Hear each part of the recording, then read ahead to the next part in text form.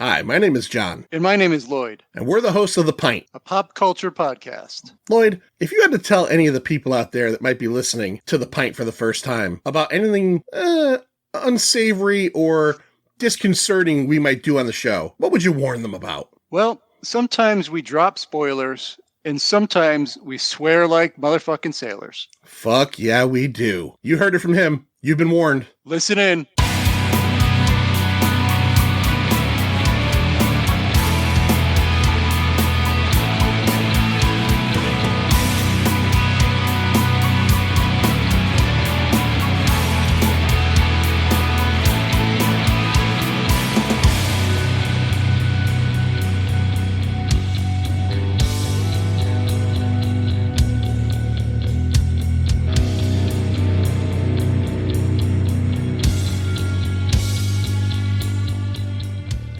What? Well, I'll be damned. Well, Colonel, one of your missiles just took out a barbecue shack down in Little Tokyo. All right, welcome to the second week, our fourth annual Forgotten February, where we celebrate the entire catalog of Forgotten Entertainment and all of their wonderful shows, including, but not just, Forgotten Cinema. So, I'm John. I'm Lloyd. You must be Lloyd. What gave it away? The white pants, the trash stash, it leans Lloyd. I'm Mike. Also Mike. Those are the Mikes from Forgotten Cinema. You know them quite well. They've been on most of these Forgotten February episodes, including a bunch of takeovers we did last year. A lot of takeovers. And you guys just hit your 16th and final season of the show, ending in April. This week, as we record, your first episode, Living in Oblivion, popped up. Next week will be the second, and then in April, it's all over. So before we jump into tonight's movie, just real quick, I want to ask you, Butler, how does it feel to have been pink slipped from a podcast by Field? How does that feel? I mean, the writing was on the wall. I think we've said it before on the podcast. We kind of knew we were headed that way, and one day it was just like, wrap it up. And, it was kind of reaching its natural conclusion. Although I did the math, if we'd finished our huge list, we'd be going another, I think, what was it? Did I say 13 seasons or something? Yeah, too many. Well, 16 is a good number. But I'll say it's interesting to watch movies now, other than the movie we're about to watch today, where I didn't have to take notes. Like, I feel guilty not opening up my laptop and writing stuff as I'm watching movies now. And I told Field last week because I edited all of the episodes up through April. I was like a madman editing, hearing my own voice for 8 days straight, which was crazy. I was like, I feel like I forgot to edit an episode because I was not editing anything last week, and I felt really guilty. So I'm waiting for that to kind of go away. Yeah, but you still have Cracking One Open, also found on ForgottenEntertainment.com. This is true. That's still going, correct? That's still going. We're paused right now because beer's expensive. So are eggs. It's true. Yeah, eggs. Holy shit, eggs are at Trader Joe's. Eggs are still the correct price. Interesting. And Cracking One Open, for anybody that has not ever listened to, is you and your fiance, and you guys talk what, beer, all liquors, just beer. We focus on beer, but we do ciders. We did wine in one episode. We're hoping to do the Litchfield distillery at some point. So we do other things, but we mostly focus on craft beer. It's basically craft drinks in general. And we focus on the brewery, the history of, or distillery, the history of it, the history of the drink. And then we go into the tasting, what's in the drink, how it was made, and the tasting notes as well. So if you're a big like beer aficionado, or you want to learn more about ciders, because I've kind of started to get into ciders more after having something other than Angry Orchard, which I hate. Like I started, like we talk about like what goes into making all that, and it's very interesting. Did you ever come down to New Britain? Couple breweries down there? Not yet. Nothing in New Britain that I can think of. But Elise has a better memory of what we've covered and what we haven't covered. Because I'm terrible drunk, everybody. He's drunk. He's not terrible names. I'm 3 sheets to the wind. All right, Field. Same question. What does it feel like to be done with Forgotten Cinema? Are you actually? Is it kind of a relief just to not have to record and take notes and all that shit? To quote Braveheart, freedom. Sorry, I didn't mean to yell. No, I'm joking. But everything Mike said was right. You know, it was time. I'm glad that we ended when we did, like we chose to end. It wasn't like we weren't mad at each other and angry, and it was we ended because we just one of us was just lazy, or didn't want to do it. Like it ended the right way. We're like, yes, let's end it, let's finish it. And to Butler's point, like everything's already scheduled in YouTube, everything's already scheduled social. I mean, they would have been scheduled if Meta Business Week goes past 75 days, but they're all ready to go and ready to put out there. So pretty much we're done. We haven't done anything except just, hey, the episode's out, and then we share that the post comes out. I've already scheduled all that, and I just end up sharing it. So yeah, and I've been writing, and I told you guys before we get on that I'm going to be doing another short film hopefully soon. My day job's picking up, so I'm keeping busy. I'm just, I started a new book, but I'm having another book that I wrote edited. So hopefully we'll get one of these things published. So yeah, that's just, creating, which I like. Do you have a personal website that you can direct people to for like your books and stuff like that? Yeah, if you go to michaeldfield.com, there's a tab there for books, and it's got all the books that are independently published by me that you can purchase on pretty much Amazon. And there's 2 books and 2 novellas, and the 2 Adam Parker books. I'm actually writing the 3rd one now, the 3rd and last one. And then there's a a novella called Paradox, and the Jar of Pandora, which is it's kind of like a YA book, but it's also a short novella. So yeah, so they're michaeldfield.com. So very good. Should we do our announcement? Do we have an announcement? Are you quitting? Well, is it over? Are you breaking up with me on the show? Yes. No, our announcement is we're going at least another year, folks. One more year, at the very least. One more year. Season 26. Or we don't do seasons. Whoa. I don't know. I don't know what season this is. 50 at least. We just signed a contract. One more year at the very least. Yep. It's very binding, very appropriate, no pay, but it'll be good. It'll be a good time. And Lloyd really needs it at this point in his life because you guys can't see him. I haven't talked to Lloyd in a couple weeks or seen him on screen. He looks like a West Virginia mountain man. I don't know what's happening. It's the winter. It is a winter. I'm alone. I'm hibernating. I haven't seen other people in a month. So yeah. Nice. Yeah. That's the life. Yeah. All right. We're talking about the 40th anniversary of a film today, Lloyd. Why don't you tell us what the film is and let's get into it. Before we get started, does anyone want to get out? We are talking about Blue Thunder, released on May 13th, 1983, 40 years old, like John said. One thing, do you know what opened 2 weeks after this movie? I do. You do. All right. Field is raising his hand. Return of the Jedi. Yeah. Oh, Return of the okay. Jedi. Yeah, this was produced by Gordon Carroll Feldman and Andrew Fogelson, released by Columbia Pictures. It's got a lot of pedigree in this movie. So it's directed by John Badham, however you say it. Did a lot of early TV, and then he had his breakthrough. He did Saturday Night Fever, War Games, Short Circuit, Stakeout, Nick of Time, which I thought was a really good movie. Yeah, I enjoyed that one. Yep. Yeah, it was good. Written by Dan O'Bannon, also wrote Alien, Total Recall, wrote and directed one of my favorite cult horror movies. All right, John, you're raising your hand. Return of the Living Dead. That is correct. Return of the Living Dead. Yeah. And John Jacoby, also co-writer, Philadelphia Experiment, also John Carpenter's Vampires. I went a little deeper. So cinematography, John A. Alonzo. He did many of Badham's films in this period, like War Games and Stakeout and The Hard Way and all that stuff. Soundtrack composer, did you guys notice the soundtrack in this? Oh, yeah. Yeah, techno stuff. It's very synthy and cool. I liked it. I enjoy that kind of stuff. Arthur B. Rubinstein. He did a lot of stuff, it's like conflation of like synthesizers, different 3 different synthesizers, string instruments, non-traditional stuff. He put microphones in jars and put them under Steinway pianos. He did a lot of cool stuff. Also, I never watched it. I don't know about you guys, but there was a television spin-off series in 1984. I watched it when it was on. And so this starred Dana Carvey, believe it or not. Who was Dana Carvey in the show? Jaffo. But the characters, he was Jaffo? The characters in the show are not the characters from the movie. It's called Airwolf. Yeah. It's not Airwolf. It was 11 episodes, I believe, on ABC.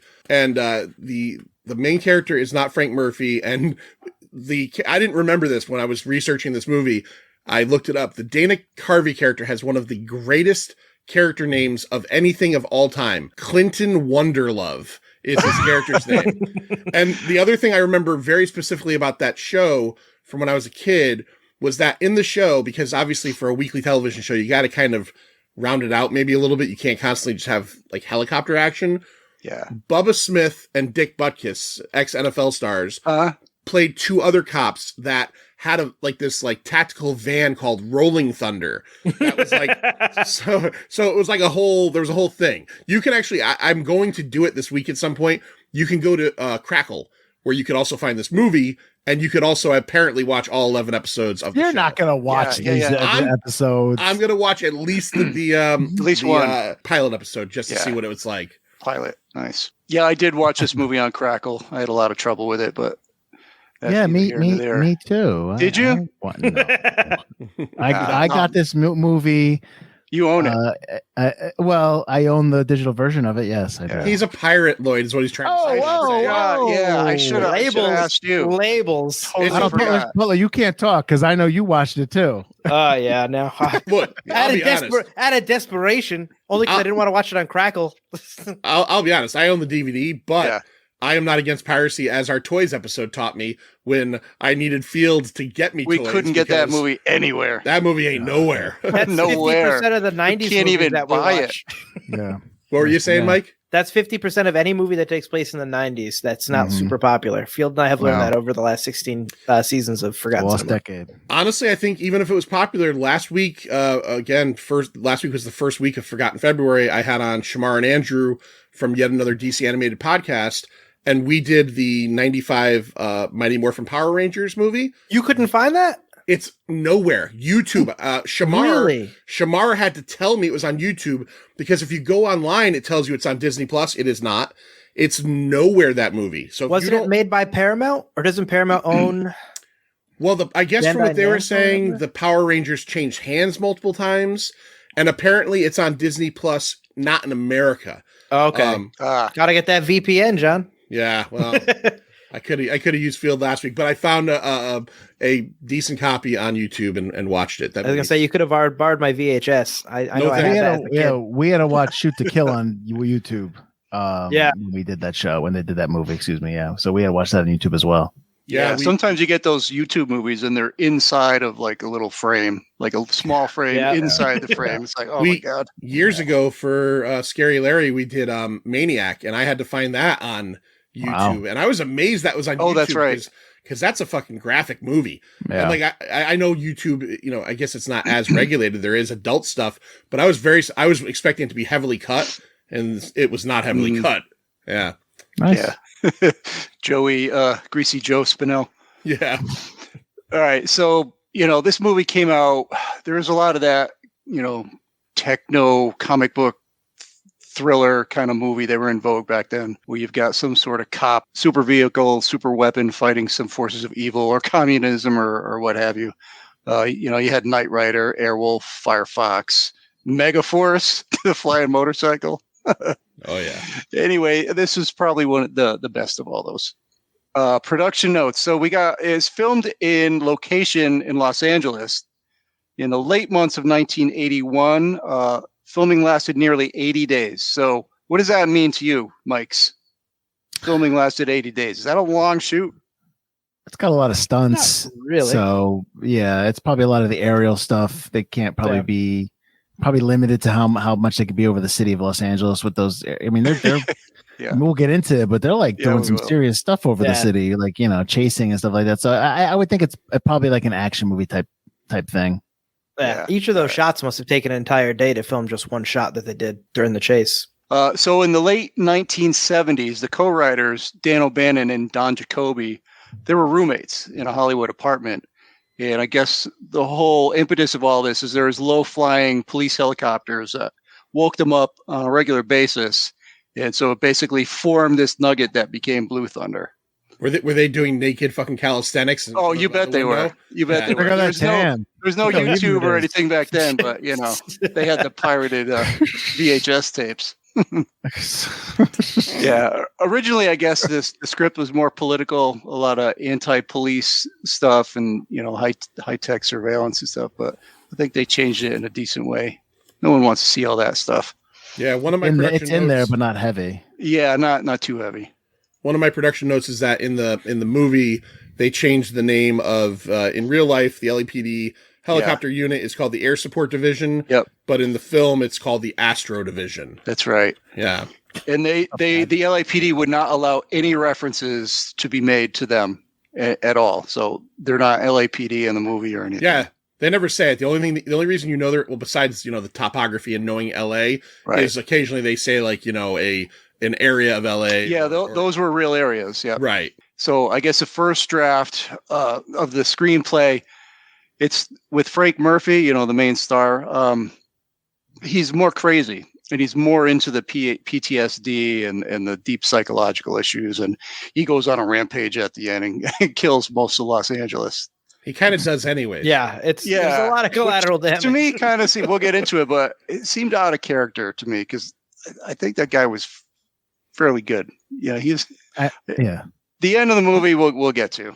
And then the other thing I got for you is the drive-in theater scene where she recovers the tape in the dumpster.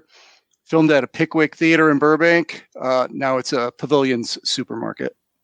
Oh. Nice. I didn't see it. It's not. I have the DVD. It's not on the DVD, and I couldn't find it on YouTube. But in reading, all of the production notes and different things about the movie, apparently there was a scene.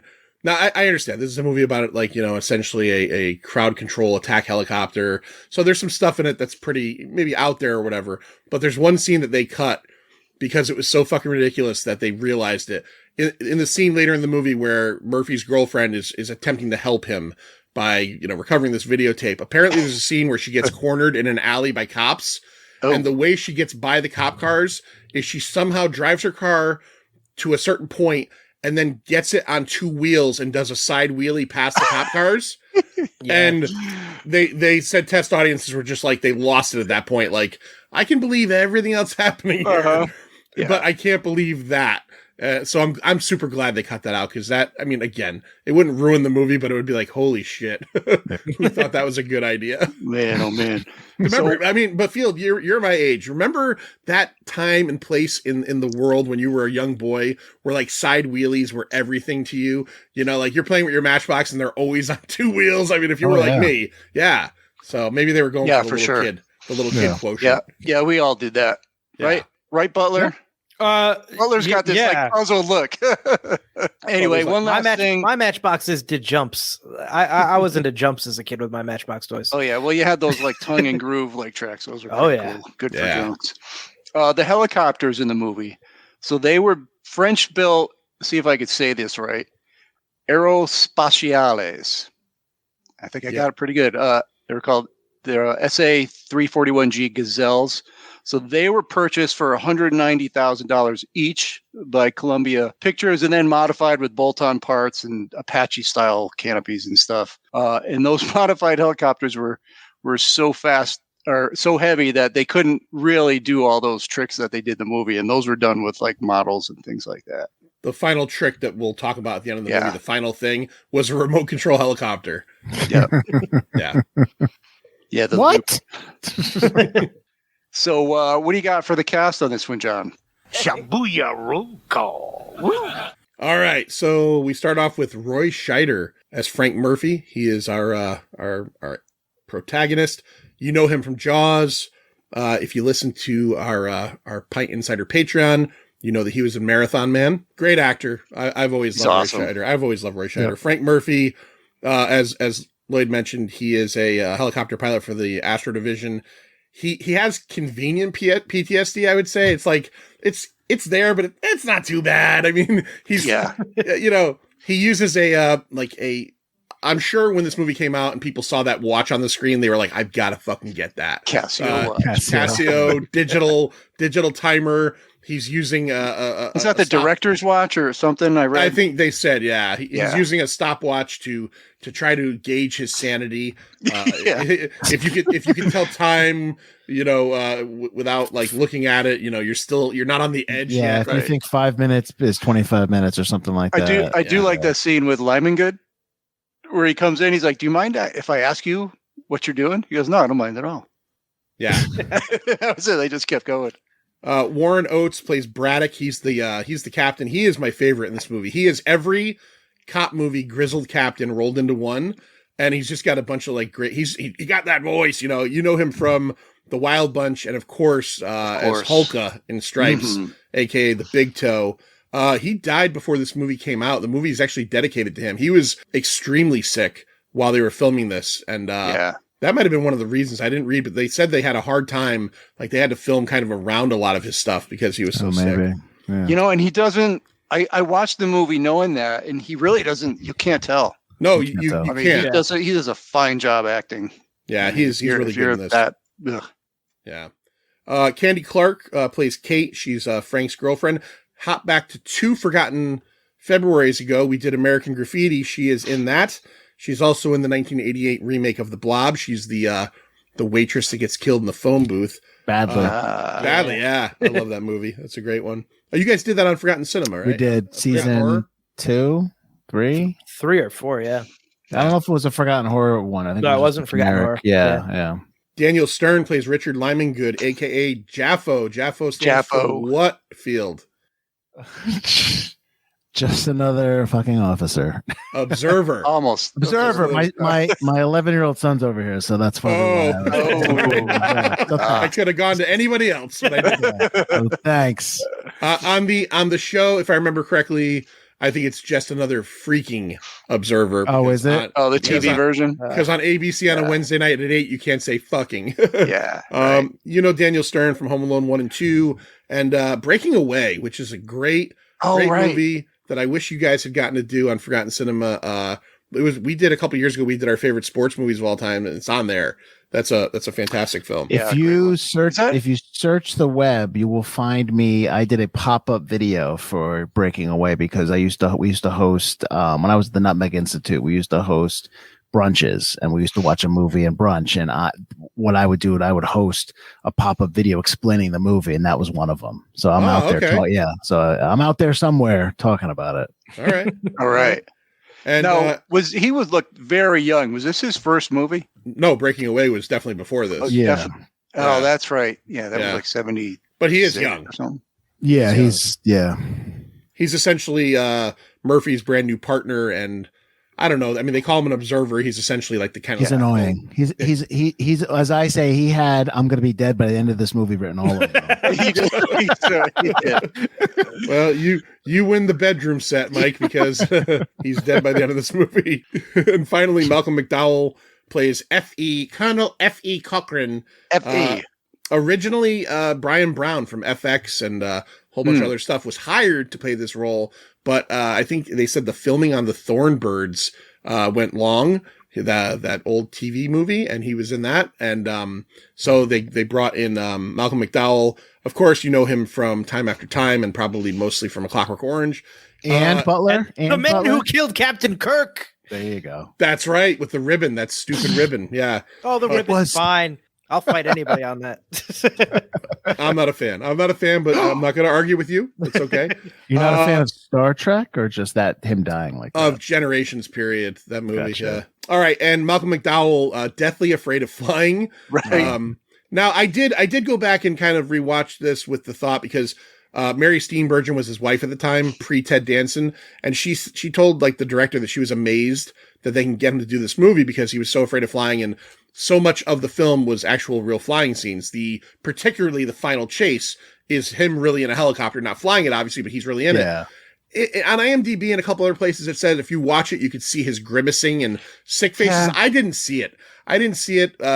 But you know, it's interesting. But like, I was waiting for one shot where he looked like he was going to Ralph. I didn't see that at all. I didn't either. I looked for it too. It just kind of looks like he's in the middle of a fight with another helicopter. Yeah. So he's going to grimace. So that's everything I got for cast, because that's really about as far and deep as it should go. So let's get into this movie right off the bat.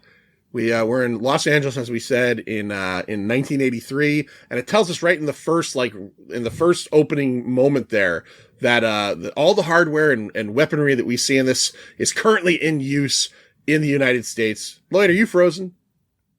Oh, he's frozen. He's frozen. He's totally frozen. All right, he'll jump back in. I'll get him back in. So I'll just keep going. And we start off with, well, Field, why don't you start us? What do we start off with in this film? Oh man, you always do that to me. I got to throw it to you, man. He wants to make sure you watch the movie. Murphy's checking his watch, and then they're getting ready pre-flight. He's basically taking out Jaffo there, Lyman Good on his first test. When you learn that he had his partner Montoya has gone to days now because Frank had an issue where he I guess he clipped something with his wing or something like that, or his back end or something. I think he mentioned Braddock mentions it, that he had an episode or something like that. So they're basically going off on a kind of like with the helicopter going off and just kind of like, showing Lyman Good the what they do, I guess. So Butler, did you expect in this film for them to be mostly paying attention to Peeping Tom and all of that activity? Were you expecting that much of that in this film? No, I was very disappointed by Marv from Home Alone being such a pervert. I was surprised, but also not surprised in the early 80s. They're just going after quote unquote Negroes. Like the rampant racism, like there's a black guy in a van right there. It's like, come on, guys. It's the 80s, Butler. It's fucking ridiculous. But does he have a red cap? Well, then he's one of us. Didn't you listen to go to the meeting? It's like, I didn't go to the meeting. But also, why just targeting somebody right there? You're 100 feet up in the air. You can't see nothing. Then the guy with the cowboy hat. No, it's two guys. One of them has a cowboy hat and a red shirt, going Those to are the guys that take hostages and robbing the store. Yeah. Ridiculous. Like Rui Scheider mentions it, so it's not so bad about like being incognito or being hard to be seen. Right. Because that guy's so ridiculous. And then they do a dust up maneuver, which I'm pretty sure is not an official maneuver, where they get the helicopter load and just blow dirt in one of the bad guy's face so he doesn't attack one of the officers. I also like that on the loudspeaker. Is Lovegood? Lyman Good. Lyman Good name. Lyman So Good. Stupid. It is good. He goes, "Watch out, officer! Someone's behind you!" on the loudspeakers. Like the bad guy's not gonna hear that. Go, "Oh, I'll just sneak around then." I guess. Yeah. So Frank is the guy who flies the chopper. What does Lyman Good do? Just kind of the technical stuff, like he the does use of the Maverick. recording. Yeah. Direct them. Yeah. I think it seemed to me that when they were in the police copter in the beginning, his sole job is just to point the light at things. Yeah. His actual real usefulness comes in when they get Blue Thunder, because it seems like you technically kind of need two people to be able to run everything in that thing. It does more stuff. Yeah. Yeah. I mean, Jesus, it has a giant like VHS deck in the bottom of it. We'll get to that. So yeah, they're just out and about, and in their nightly run, they're checking things out. They see a Chevy sedan, giant fucking car, just parked outside of like this kind of wealthy area, and they take note of that. And then they Lyman Good says, "Hey, let's go to Encino. They told me about Encino. Let's go check it out." And Encino is a woman who in her window.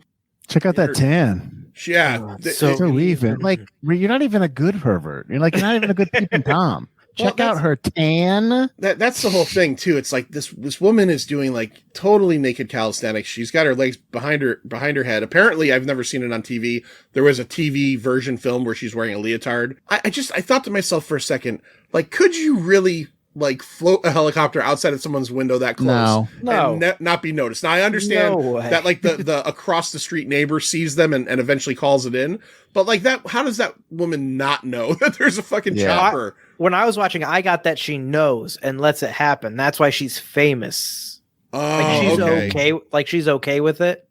That's what I got out of it. The way they were talking. Yeah. It would have made sense if they were in the other chopper and they were in whisper mode and they were doing that. So.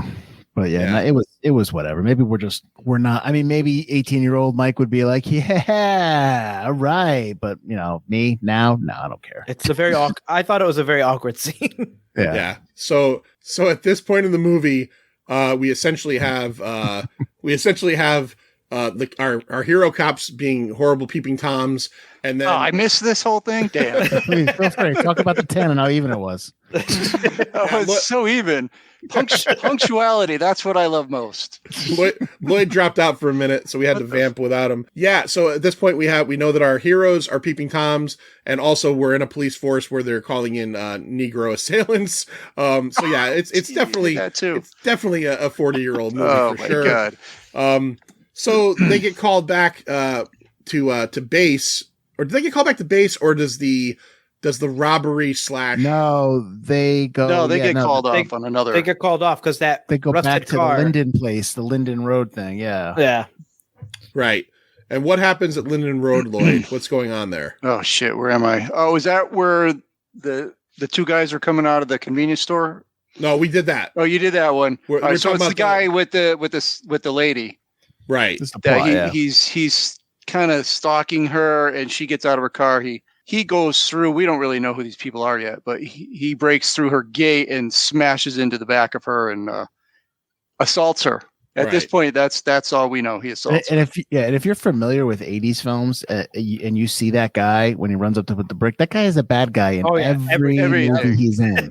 Yeah. So you know how, like, I don't know if you guys, I watch a lot of YouTube and like a lot of YouTube music videos and just stuff from like, you know, my era of like of the 80s, listening to music and stuff. And my wife likes the same stuff. So a lot of the same stuff plays all the time.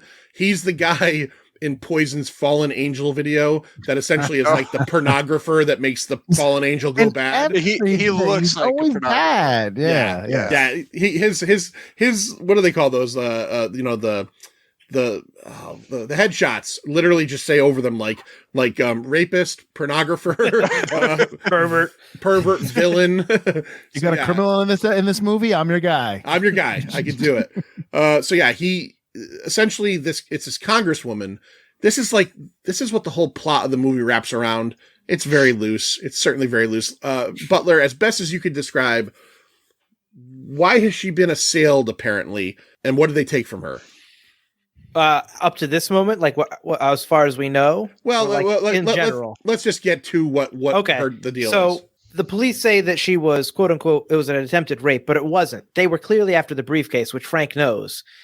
Frank gets a little piece of the briefcase, which shows that it's got Project Thor written in it, but it's in Spanish, which apparently nobody on the LAPD knows Spanish except That's for the one only guy. reason Montoya's in this movie, I think. Freaking 70% of the population Spanish, but whatever. Only one guy knows.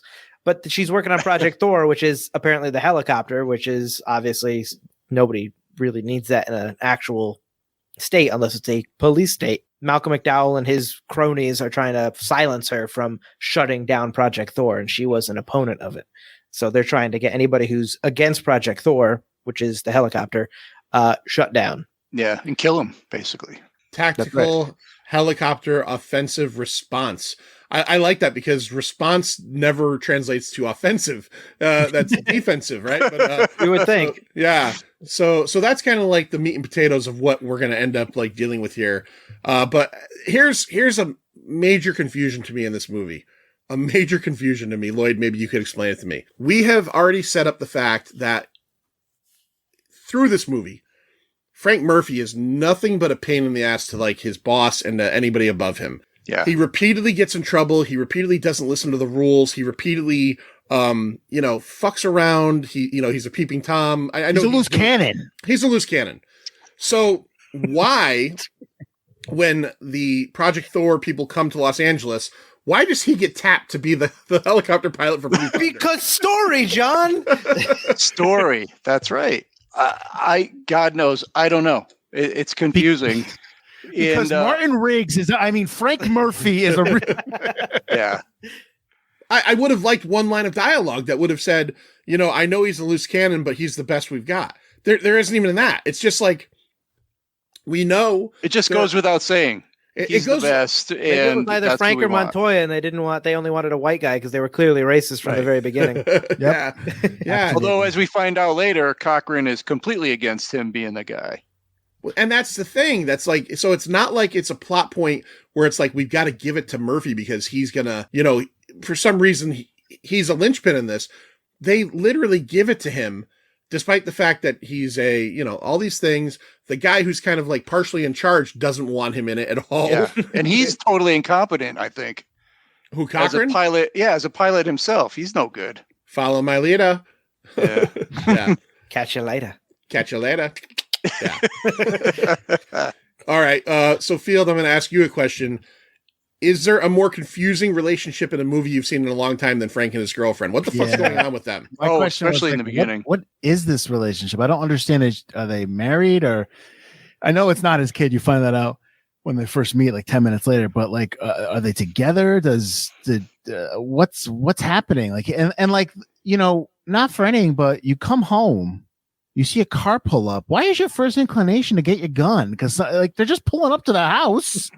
Yeah. So it's very weird. The whole thing is very weird. Even later on when she's driving the one way and like she's, it's like, you're like, what's wrong with It's you? foreshadowing, Fields. So He's a good driver. let me ask a question. When he comes home and he listens to his message from her, and she says something like, well, I don't know if we're still speaking, but if we are, blah, blah, blah, call me back.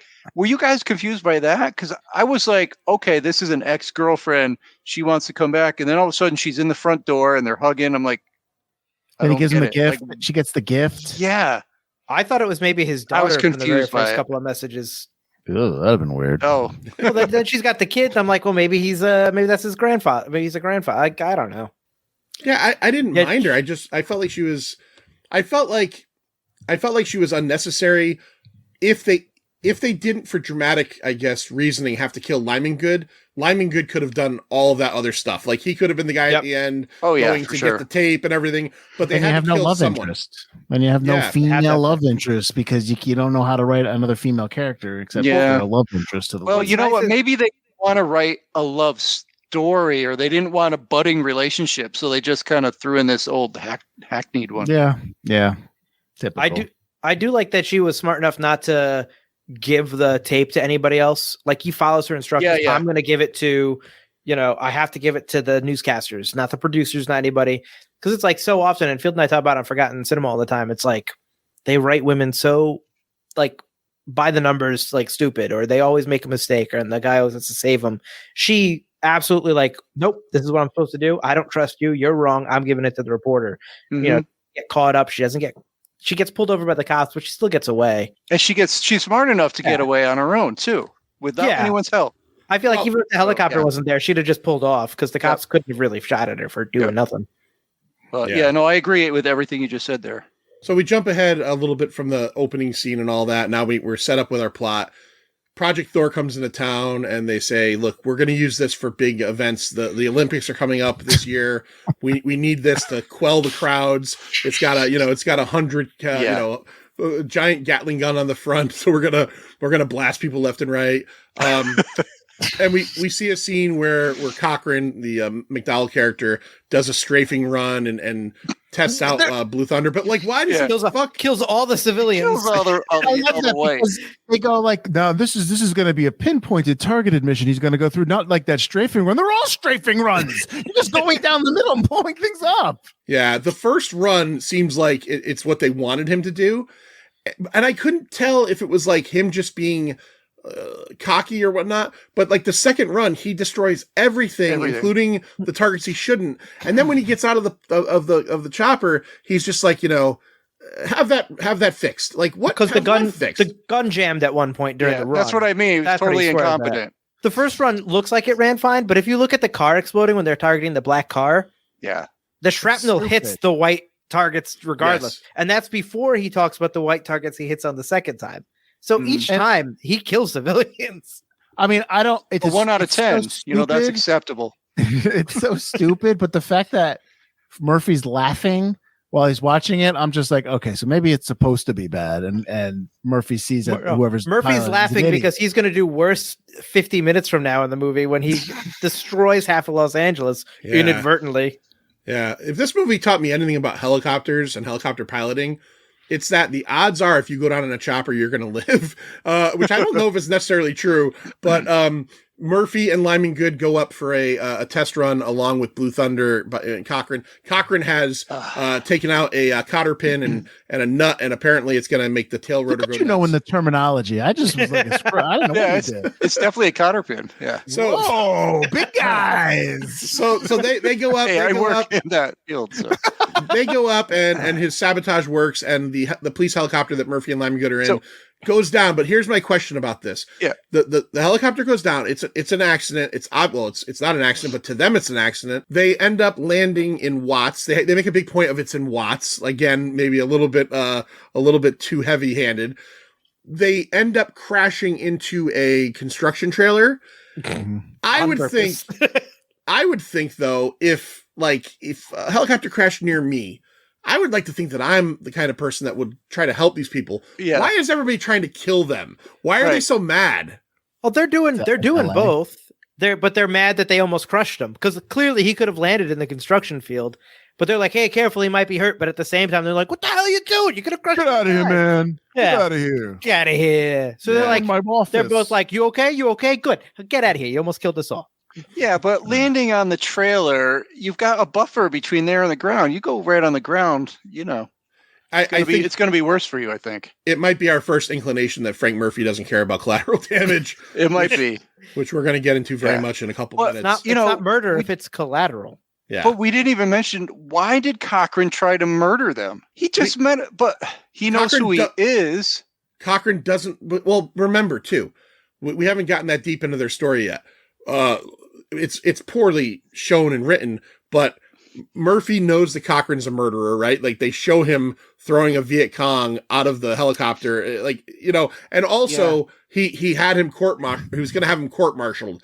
And he doesn't want him in Blue Thunder. He doesn't want, and apparently he's not of the ability to make a case as to who can be in Blue Thunder. So, and he's a fuckface. So I guess it's just okay to murder people than just because. But see, that could have been that whole thing with the flashback. My question that was in a movie that we watched, and I can't remember which one yet. But that's a move that Frank's the pilot, and Cochran is like a CIA agent, and he's interrogating the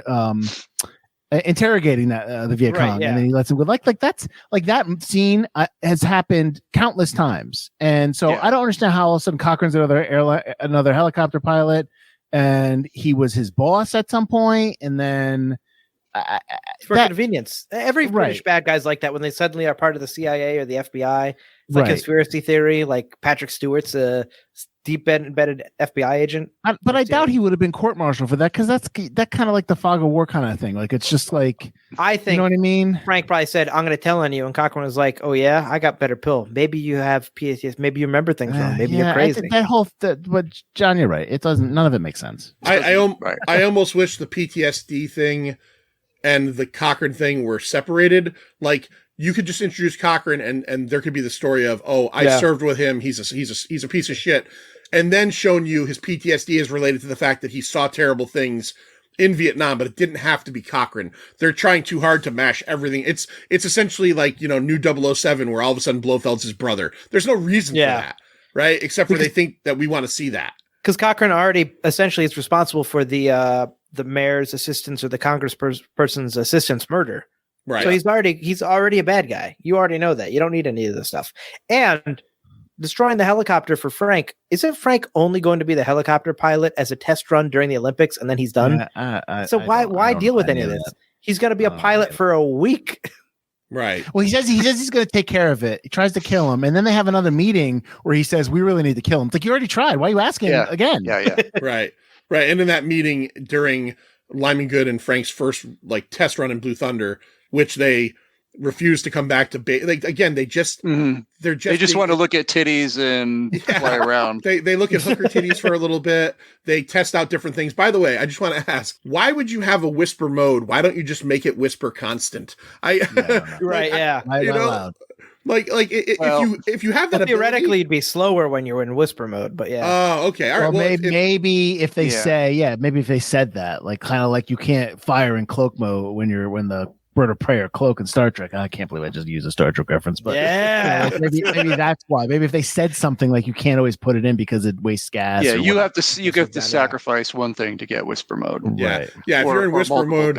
If you're in whisper mode, you can't look at titties. Let's go into whisper mode and then go there's no internet in front of his window. He definitely won't look through this window right here. No, I know. Yeah, right. I know. We have thermal. We're looking at him through thermal imaging, so we could be 15 feet up, dude. Not just, but we got to be straight up. Not just 15 feet up, but they make it a point when they're talking when he's going through Blue Thunder with the guy who seems to be like the chief of Blue Thunder. He's like you could hear a mouse fart at 50 yards. So just go 50 feet up and out of literally we're talking about a scene where the Cochran character and all the bad guys, including Fallen Angel guy, are in a room and they're talking about they have to murder Frank Murphy and how they killed the Congresswoman because of Project Thor. And And Murphy and Lyman Good know that they're there, and they're outside of their window, literally like 15 feet out and directly across. They're in whisper mode. Dumb. But I still don't believe that you wouldn't hear a fucking helicopter. Absolutely. And then they have it in thermal mode, and they see Cochran walking towards the fucking curtain. They still don't get out of the way. Don't move. They don't move.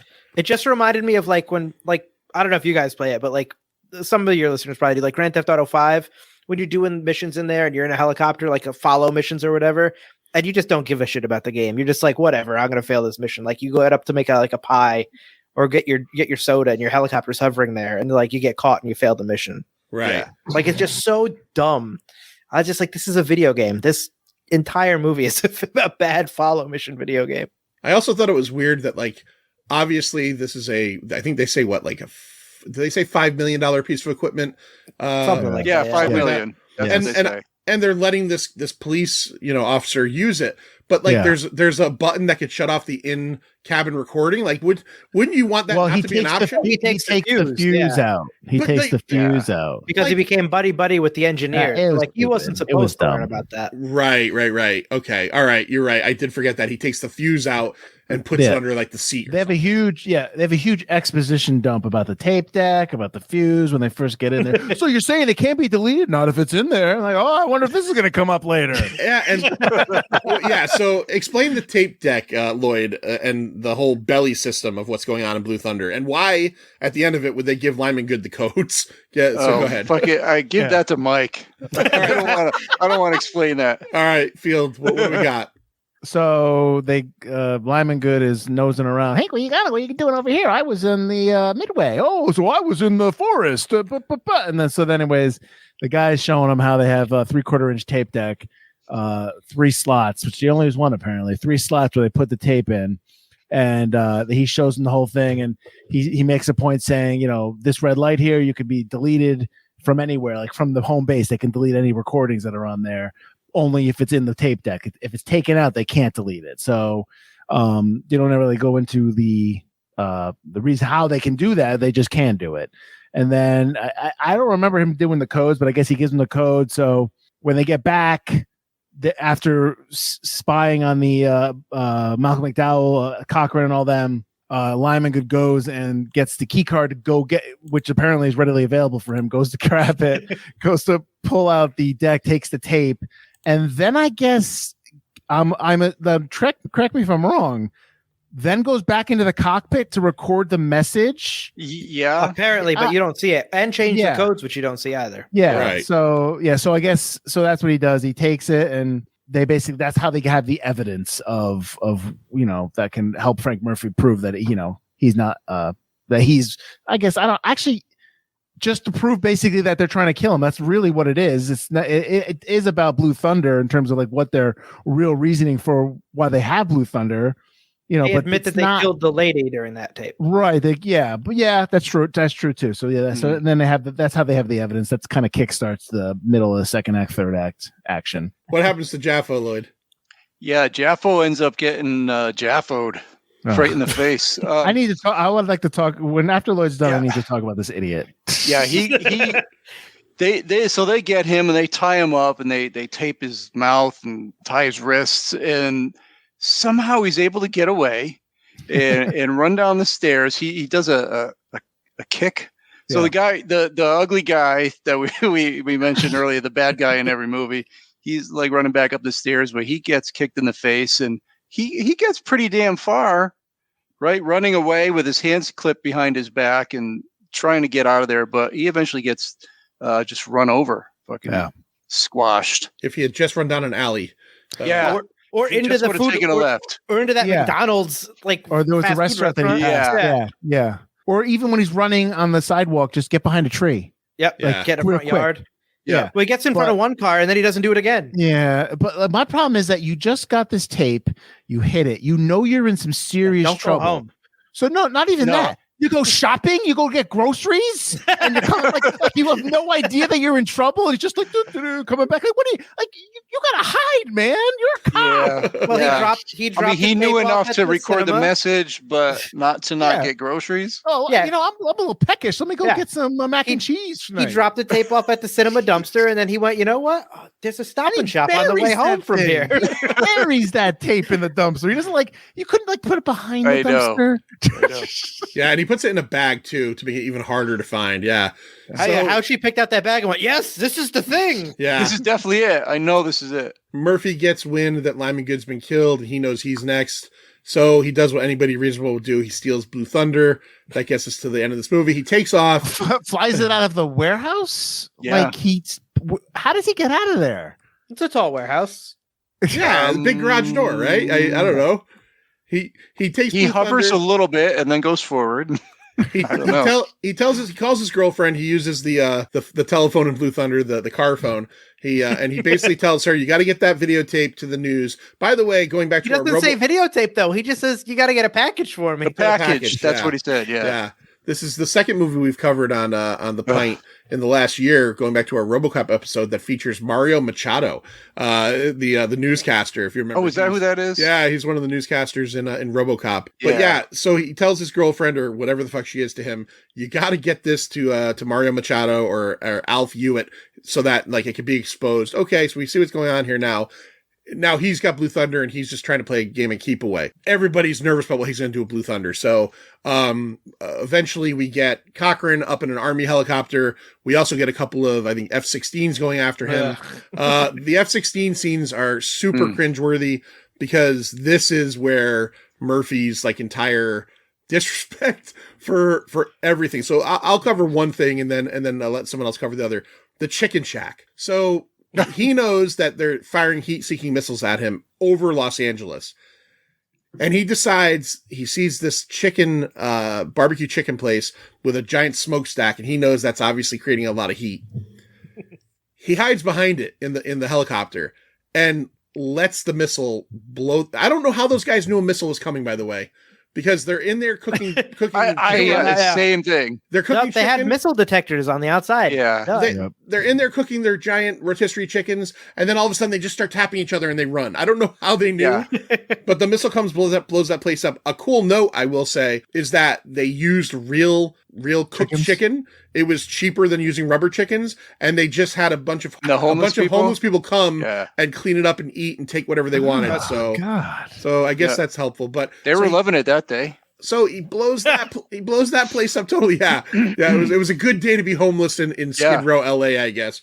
But then the buildings, Butler. You want to talk about the little game of chicken he plays with the skyscraper that I'm assuming a lot of people died in? Oh my God! Before that, the mayor approves this. The mayor can't approve F-16s shooting down your city. The governor probably can't even. That's like presidential approval. A lot of people are getting fired. Yeah, after this. Those pilots are grounded.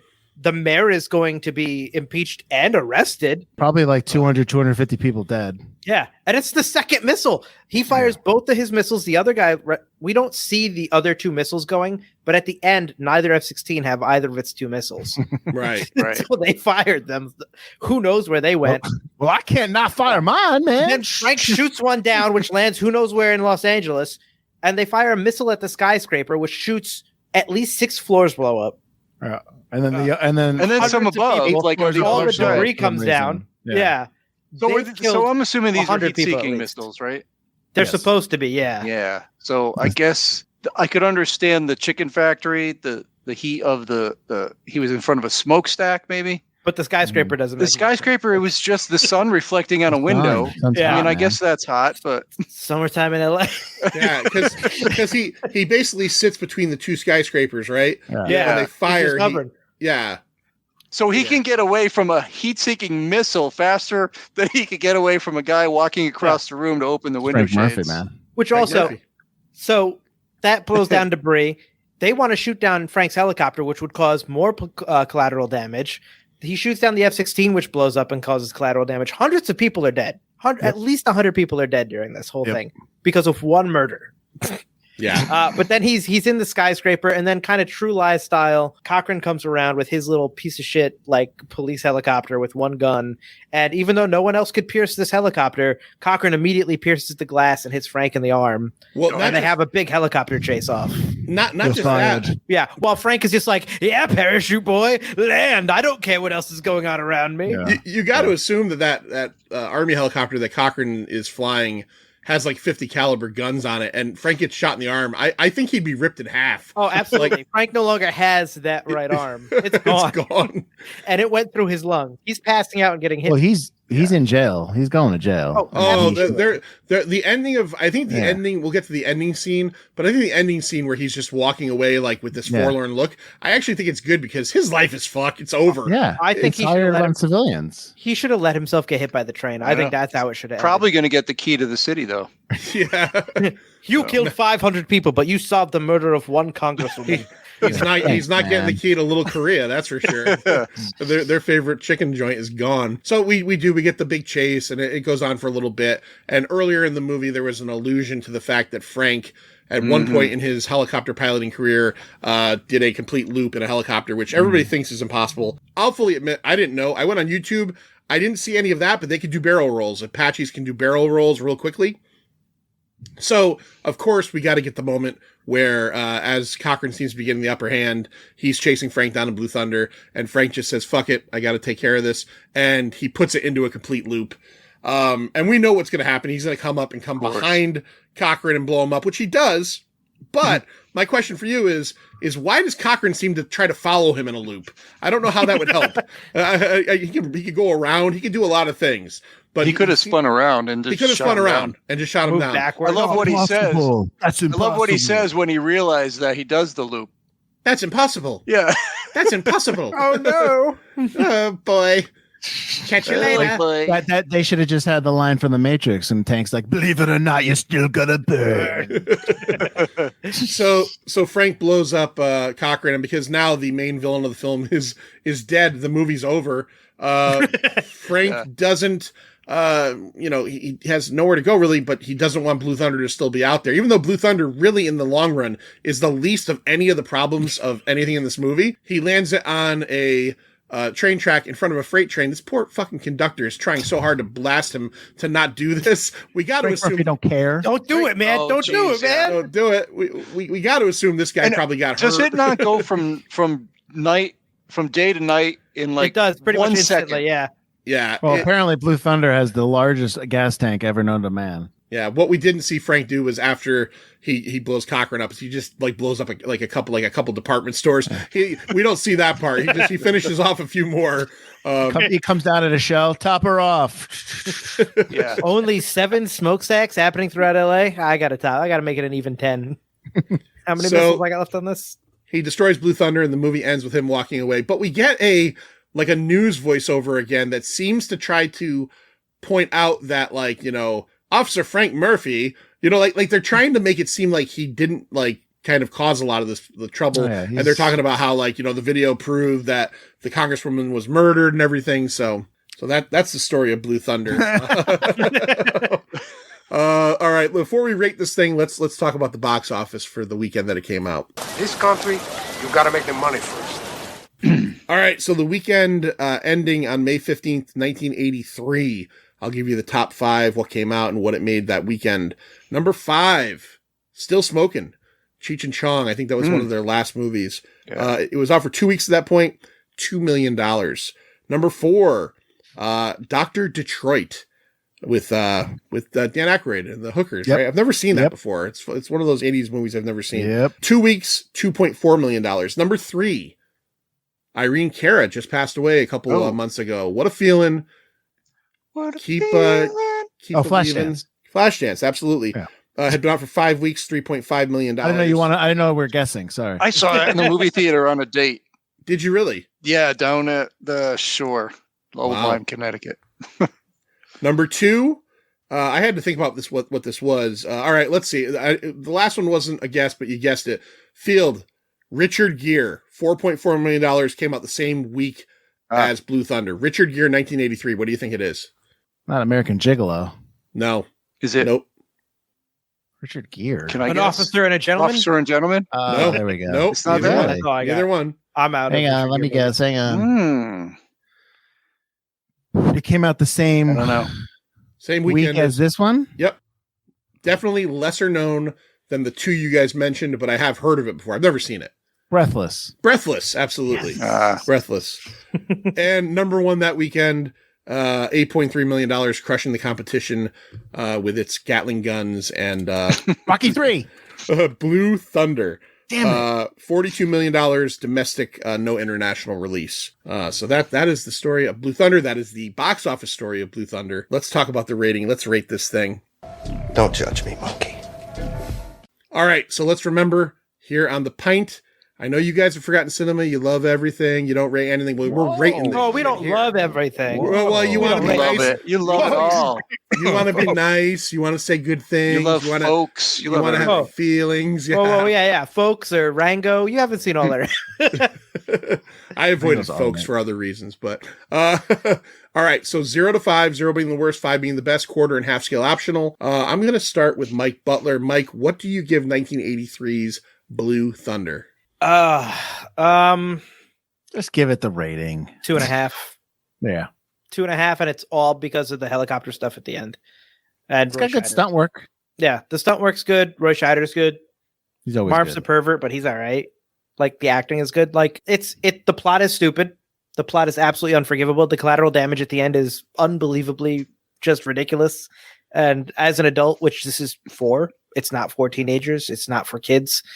The action it's not exciting enough. Although the stunt work's impressive for an adult, the action's not exciting enough. And the collateral damage is absolutely stupid. So I just didn't care. Frank needed to go to jail. At the end, Frank did more harm than the murderers in this movie, murdering one person to get their helicopter approved. Like, it's one of the first movies where, like, just get the helicopter approved. I don't care. They killed one lady. You're killing 10 people to get this thing approved. I 2.5, and it's all because they flew some helicopters real low in Los Angeles. All right, Manster, what do you give it? I think Butler's not wrong, actually, but it does have, some pretty good, like, if you like high flying and low flying action, helicopter stuff, it's pretty cool. And some of it's well done. It's certainly just preposterous. I mean, the whole movie hovers between preposterous and plausible. A bunch of it is just, I was going to say a word, but I can't say that.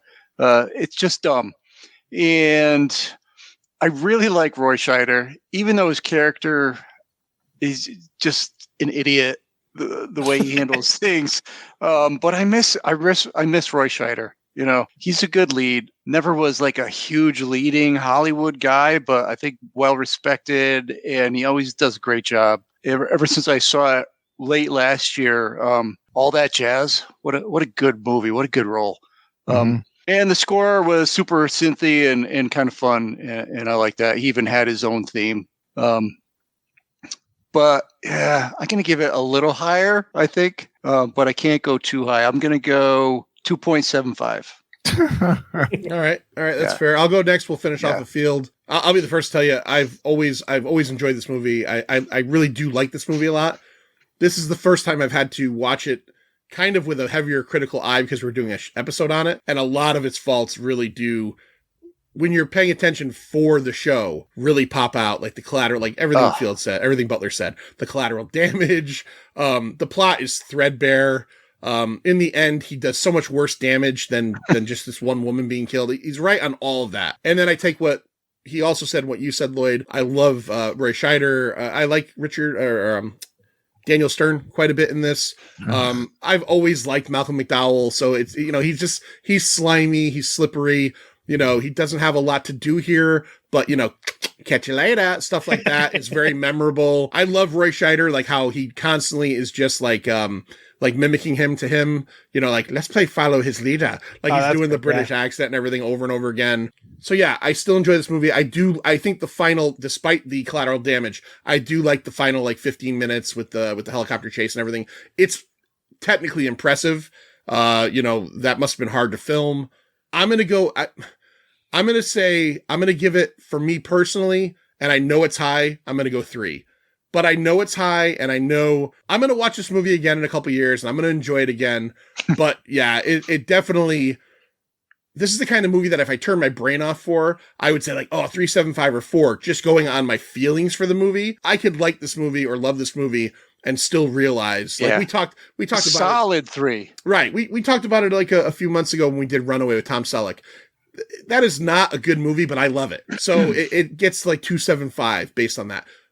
I give Blue Thunder a little bit more credit because the cast is a little bit better. It's one level above. It's Roy Scheider, not Tom Selleck. So I'm going to go with a 3. Mike Field. Quigley Down Under? What? Never saw it. Mike Field. You guys all pretty much said the points that I would make. I think it looked good. I think cinematography was really nice. I thought it was like clear and crisp. It was a nice, I guess, transfer, as they say in the biz. So I like that. I don't like Daniel Stern. I think he's annoying. His character's annoying. I think it's a 2 just because I'm the writer guy. I'm the plot guy, and the plot makes no sense. Roy Scheider's great. Yep. They're all great. Acting's great. Some of the dialogue's great, but in terms of just like the actual story itself, it's just so far-fetched. And, it's just, I don't know but everything you guys said, I agree with. I just give it a 2. I can't really, I don't have a connection to it like you do, John, in terms of nostalgia. Yeah. So that's probably why I'm saying a 2. So that's my grade 2. I had the toy as a kid. I had the Blue Thunder. Sure, that's fine. Yeah. I definitely I can respect that. Yeah. I can definitely admit I can admit this isn't a well-crafted script or anything like that, but yeah, it's one of those things. Yeah. I did want to point out that the original title, the original script was Bad Day to Be in Downtown LA. No, that's a joke. So guys, Forgotten Cinema is coming to an end, but can you give us a couple of the movies that you'll be doing through the rest of the season? Maybe 1, 2, 3? Next week's Frailty. That's that. And then we got, I think we know you guys covered. So yeah, a couple weeks we got Josie and the Pussycats. I think we do Malice, the Alec Baldwin, Nicole Kidman movie from the 90s. God. Yeah, I might do that monologue for the audience. It's there.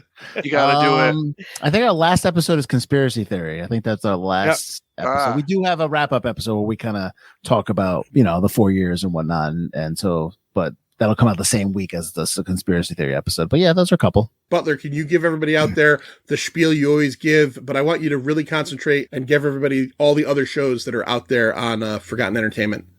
Oof. All right. You can find us at ForgottenCinemaPodcast.com or ForgottenEntertainment.com, as we are part of the Forgotten Entertainment family. While you're there, check out all the other great shows we have, like yet another MCU podcast, yet another DC podcast.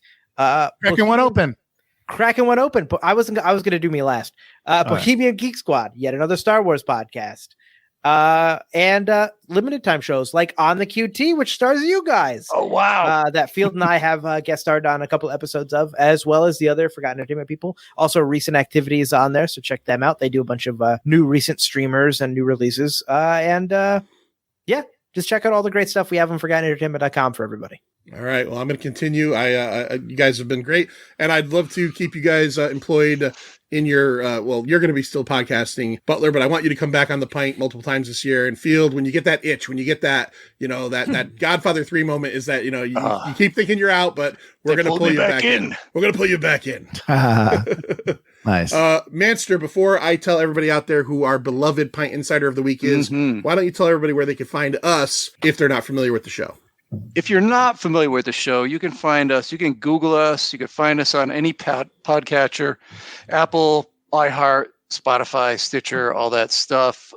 Episodes come out every single week. And if you can, go ahead and drop us a review. That would be awesome. You can find us on Facebook and YouTube at The Pint, a Pop Culture Podcast.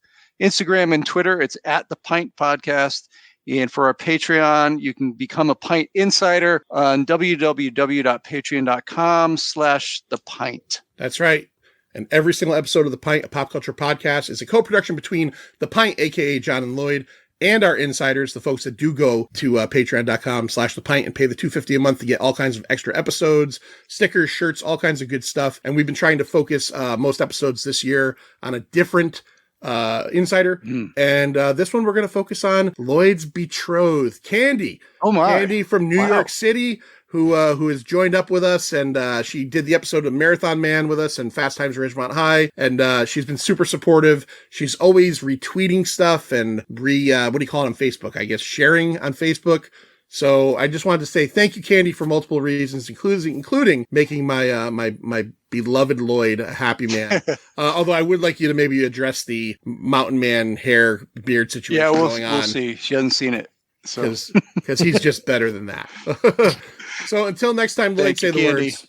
If you're walking on eggs, don't hop. See ya. Catch you later. Should have said that. It's over, Johnny. It's over! Nothing is over! Nothing! You just don't turn it off!